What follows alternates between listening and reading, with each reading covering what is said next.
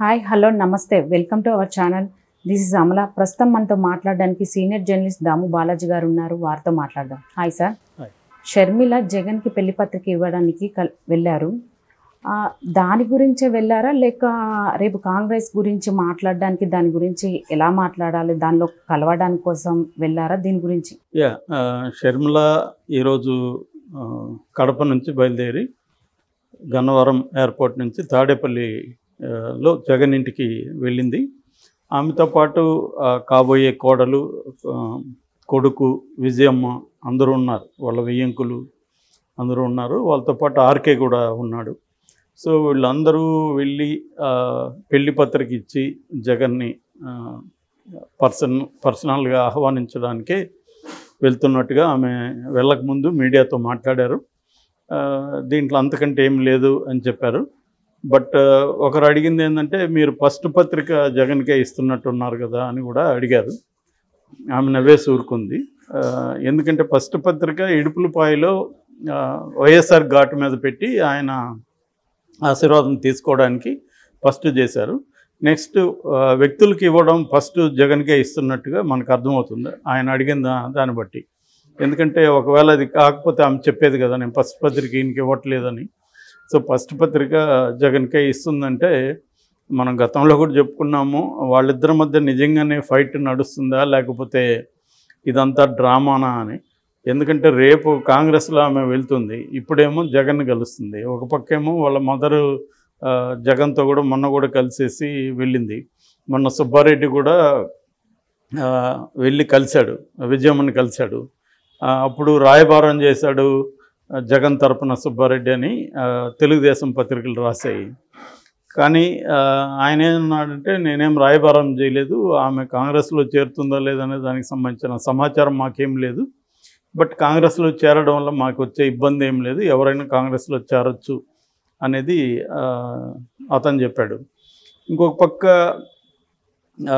ఆళ్ల రామకృష్ణారెడ్డి ఏమో మొన్నటి వరకు చాలా క్లోజ్గా ఉన్నాడు జగన్తో. జగన్ తరపున వైసీపీ తరపున కేసులు వేశాడు చంద్రబాబుకి యాంటీగా, ఈవెన్ రేవంత్ రెడ్డికి యాంటీగా కూడా సుప్రీంకోర్టులో కేసులు వేశాడు. అతను చాలా లాయల్ జగన్కి. వాళ్ళ బ్రదర్ కూడా అయోధ్య రామరెడ్డి కూడా రాజ్యసభకి జగన్ పంపించాడు.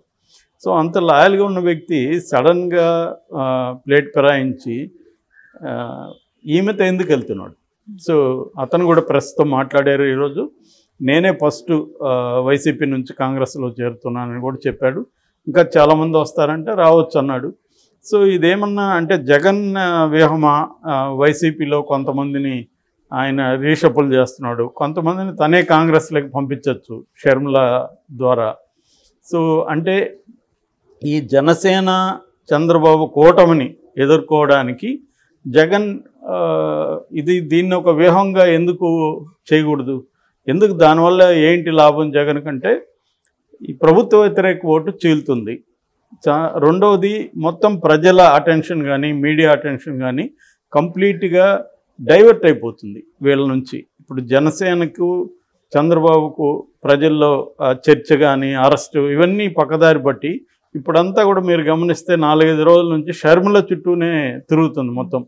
ఈవెన్ తెలుగుదేశం మీడియా కూడా షర్మిలని హైలైట్ చేస్తూ మాట్లాడుతుంది.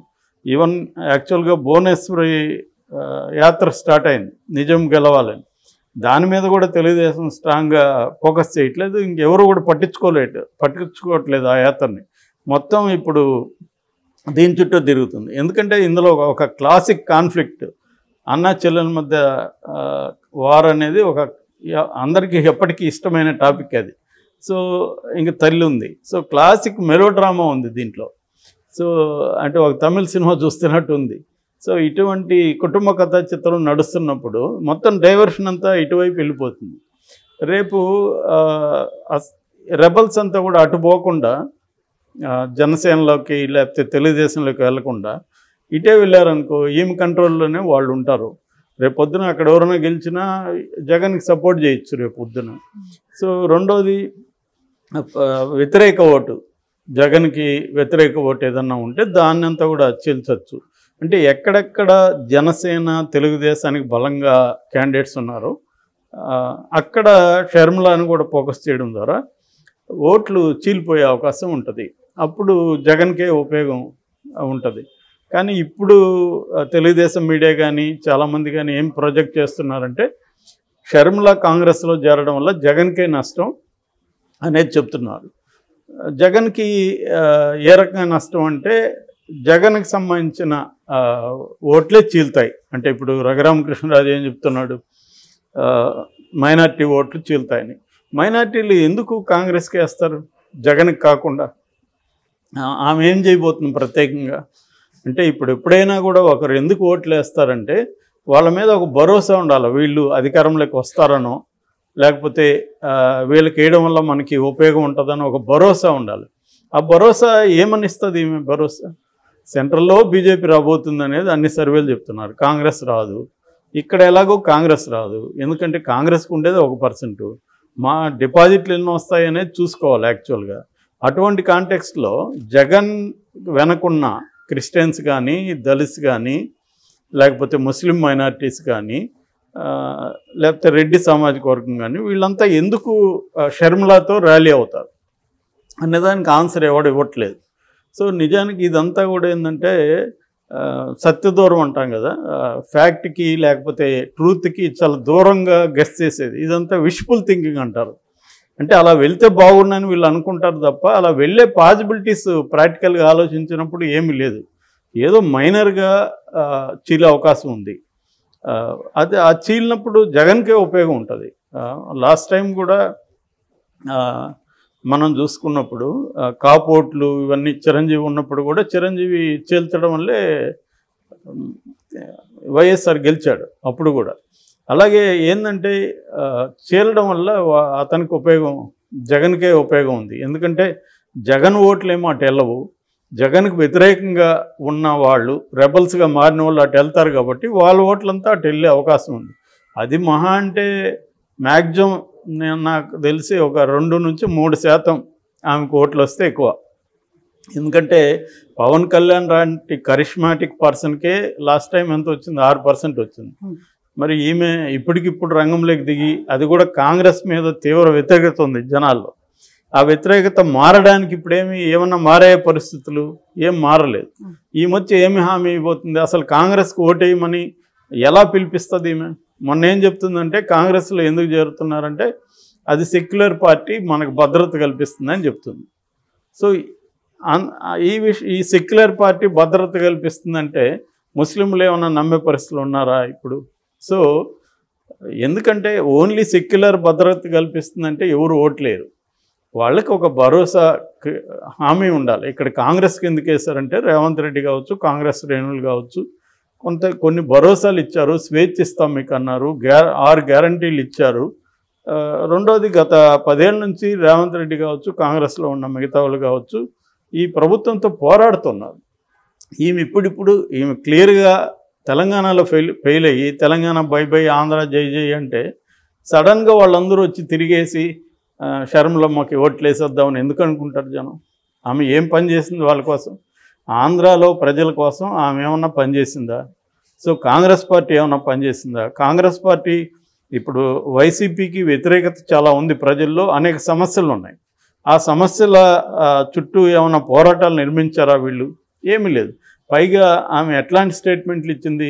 నేను తెలంగాణ కోసం, తెలంగాణ ప్రయోజనాల కోసం ఆంధ్రాతో పోరాడతాను, మా అన్న అయినా పర్లేదు మా అన్నతో పోరాడతానని చెప్పింది. సో నువ్వు తెలంగాణ నాకు ప్రధానం, తెలంగాణ నా మెట్టినిల్లు, తెలంగాణనే నా ఊపిరి అదంతా మాట్లాడి ఆంధ్రాతో పోరాడతానని చెప్పి ఆంధ్ర ప్రయోజనాల గురించి ఏమాత్రం నువ్వు ఎప్పుడు కూడా ఒక స్టేట్మెంట్ ఇవ్వకుండా ఇప్పుడు సడన్గా వచ్చి ఆంధ్ర ప్రజల తరపున నేను పోరాడతానని ఏం చెప్తున్నాము? కాబట్టి ఇదంతా ఏంటంటే మచ్ అబౌట్ నథింగ్ అని అంటారు. షేక్స్పియర్ డ్రామా ఉంది. అంటే ఏమీ లేని దాని గురించి పెద్ద గోల. నిజానికి ఆమె influence very very very less ఉంటుంది అక్కడ. సో అది 4 రోజుల్లో అది బుస్ అని వెళ్ళిపోతుంది. ఎందుకంటే ఆమె చుట్టూ చేరే వాళ్ళంతా కూడా ఆల్రెడీ జగన్ పనికిరారనుకున్న వాళ్ళే చేరతారు వెళ్ళి. అందులో జగన్ కోవర్ట్సే మ్యాక్సిమం ఉంటారు. సో ఆమె జగన్ కోవర్ట్ అనేది ఒక ఒపీనియన్. సో ఇలాంటి కాంటెక్స్లో ఏంటంటే ఓన్లీ డైవర్షన్కి జగన్కి పనికొస్తుంది. మీడియా డైవర్షన్ ఇదంతా కూడా ఏంటంటే ఇటు పవన్ కళ్యాణ్కి వచ్చే క్రేజ్ ఏదైతే ఉందో అదంతా కూడా ఇప్పుడు అటు వెళ్తుంది. మ్యాక్సిమం చర్చ అంతా కూడా షర్మిల చుట్టూ నడుస్తుంది. ఎందుకంటే దాంట్లో ఇందాక చెప్పినట్టుగా ఒక ఫ్యామిలీ డ్రామా ఉంది. సో ఇప్పుడు ఇంకొక ట్రాప్ ఏంటంటే తెలుగుదేశం వాళ్ళు కూడా ఆమెను సపోర్ట్ చేసే పరిస్థితి వచ్చింది. ఈమె తెలివిగా లోకేష్కి అది పంపించడం, గిఫ్ట్లు, ఇలాంటి కారణాల వల్ల కూడా ఏమైందంటే తెలుగుదేశం మీడియా కానీ తెలుగుదేశం సోషల్ మీడియా కానీ అందరూ కూడా ఇప్పుడు ఆమెను సపోర్ట్ చేస్తున్నారు. ఎందుకు? ఆమె వల్ల జగన్కి ఏదో నష్టం జరుగుతుందని ఒక హోప్తో. కానీ అదేం జరిగే ప్రాక్టికల్గా ఆలోచించినప్పుడు అదేం పెద్ద జరిగే ఇది లేదు. ఎందుకంటే ఆమె జగన్ నాకు అన్యాయం చేశాడనేది చెప్పాలి. ఒకవేళ చెప్తే జగన్కి వ్యతిరేకంగా జగన్ ఓడించాలనుకుంటే ఆ అన్యాయం ఏం చేశాడో చెప్పాలి. ఒకవేళ ఆస్తులు గొడవ అనుకో అది వాళ్ళ ప్రాబ్లం. రెండోది రేపు జగన్ టీం కూడా ఏం చెప్తారు, కుటుంబ వారసత్వ రాజకీయాలు వద్దనుకొని మేము మా నాన్న ఉన్నప్పుడు కూడా నన్ను ఎప్పుడు రాజకీయాల్లోకి రానివ్వలేదు, గవర్నమెంట్లో నా రోల్ ఏం లేదు, అట్లాగే నేను కూడా నా ఫ్యామిలీ అందరినీ నేను దించదలుచుకోలేదు రాజకీయాల్లో అనేది అతను చెప్పాడు అనుకో, అది మోర్ కన్విన్సింగ్ ఉంటుంది. ఎందుకంటే ఇప్పుడు అన్నీ కూడా కుటుంబ రాజకీయాలన్నీ చెప్తున్నారు. సో ఈమెకి ఎందుకు ఇవ్వాలి జగన్ రాజకీయంగా అనుకున్నప్పుడు